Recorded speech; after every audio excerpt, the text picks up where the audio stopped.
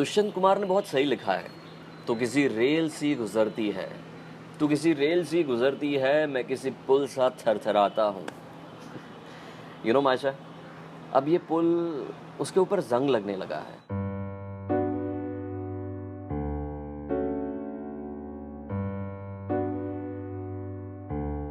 एक बात बताऊं मायशा, मैं अब तुम्हें कभी भी मिलना नहीं चाहूंगा, कभी भी नहीं। चलो एक काम करता हूँ, एक कहानी सुनाता हूँ, ठीक है।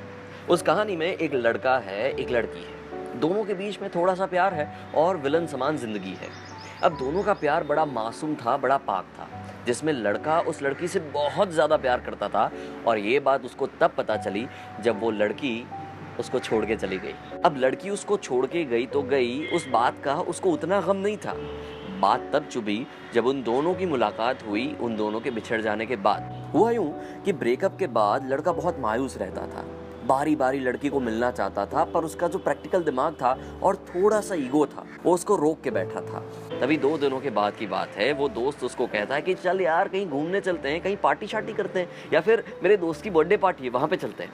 लड़के का मन नहीं था, पर घर पे बैठे बैठे मन ज्यादा ही बहक रहा था, तो मान गया और चला आया उस पार्टी में। अब जिंदगी ने उस लड़के की एग्जाम लेने का जैसे ठान ही लिया था कि वो लड़की भी उसी पार्टी में उसको टकरा गई।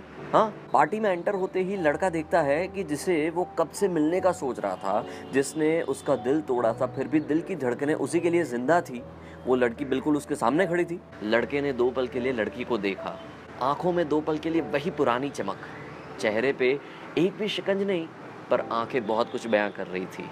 लड़का सोचता है लड़की को मिलने जाने का, तभी लड़की की आंखों का वो रंग, वो चमक और वो यादों की बूंद सब गायब। और जैसे किसी अजनबी को सामने खड़ा हुआ देखा है और देख के अनदेखा कर दिया, वैसे लड़की वहां से निकल गई। मायशा, लड़की का ये बर्ताव देख के लड़के का दिल छल्ली छल्ली हो गया। ऐसा लगा कि पार्टी में जितनी जोर से म्यूजिक अभी बज रहा है ना, वो सिर्फ लड़के के कानों में बज रहा था, और लड़के के कान कुछ भी सुनने के लिए काबिल नहीं थे। मन की आत्मा चुप रहने के बावजूद भी बहुत चीख रही थी, और ये सब उसी वक्त हो रहा था एक साथ। तभी लड़का कुछ भी सोचे बिना कागज और कलम उठाता है और कुछ लिख के वहां से चला जाता है। लड़के का दोस्त उसको जाता हुआ देखता है, उसको रोकने के लिए दौड़ता है, पर आज लड़के को खुद वो लड़की भी नहीं रोक सकती थी, क्योंकि आज वो सब कुछ हार चुका था, आज वो खुद को भी हार चुका था। लड़के का दोस्त वापस आता है और कागज उठा के लिखे हुए शब्द को पढ़ता है। वो अफसाना जिसे अंजाम तक लाना न हो मुमकिन, उसे एक खूबसूरत मोड़ देकर छोड़ देना अच्छा। चलो एक बार फिर से अजनबी बन जाएं हम दोनों।